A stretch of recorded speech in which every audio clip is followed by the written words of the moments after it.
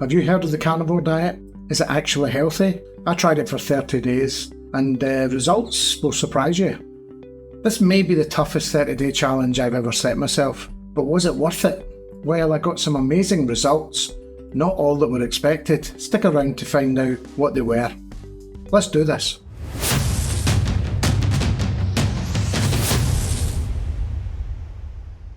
I've been eating the carnivore diet for 30 days. What's that, Gordon? Are you mad?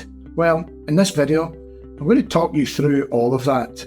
What it is, why I did it, what I ate, what were the results. But first, some things to bear in mind. A quick heads up, I'm going to be talking about a diet and my personal weight loss journey in this video.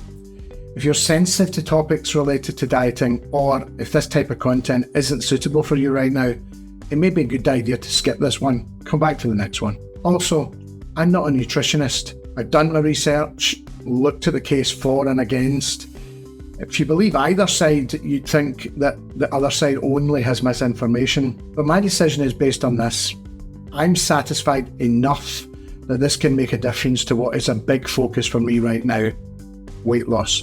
I recognise that people think there will be long-term health issues, and I'm not ignoring that possibility. However, short-term, I feel the risk is significantly lower than the risks associated with being 100 pounds overweight, as I am just now.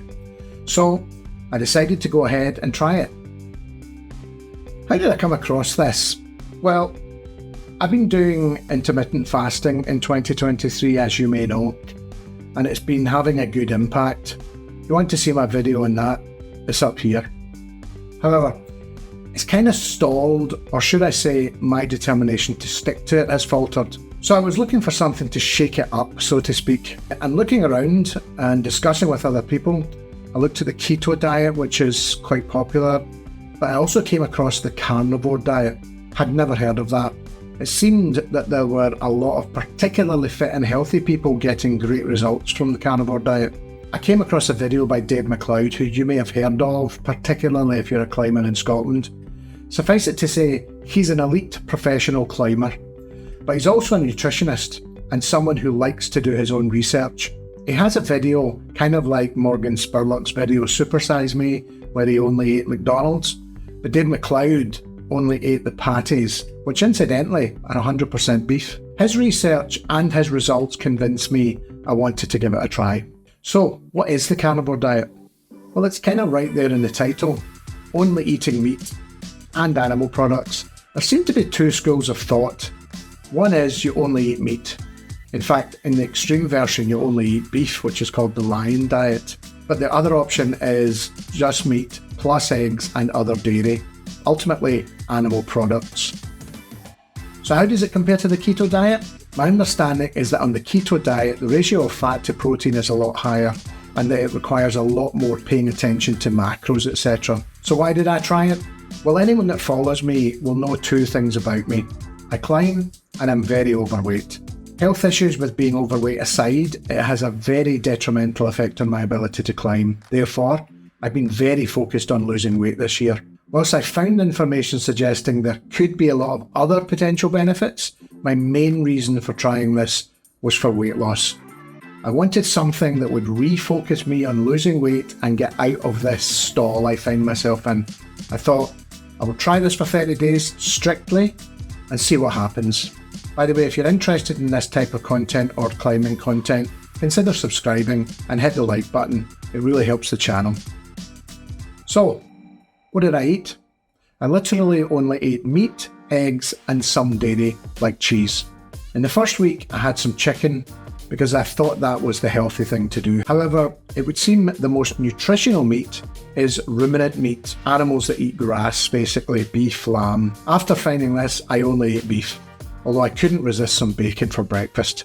I also had eggs pretty much every breakfast, which for me is 4 PM as I continued to do intermittent fasting. And I had butter and some cheese. So I had 3 or 4 eggs and 3 or 4 rashers of bacon every day for breakfast. And dinner was mainly steaks of various kinds. I tried to find cheaper options.